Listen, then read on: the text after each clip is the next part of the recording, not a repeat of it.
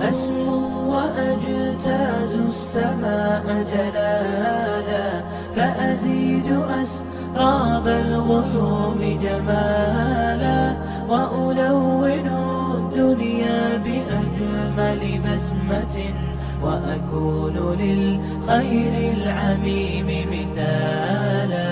أسمو وأجتاز السماء جلالا، فأزيد أسراب الغيوم جمالا، وألون الدنيا بأجمل بسمة، وأكون للخير العميم مثالا.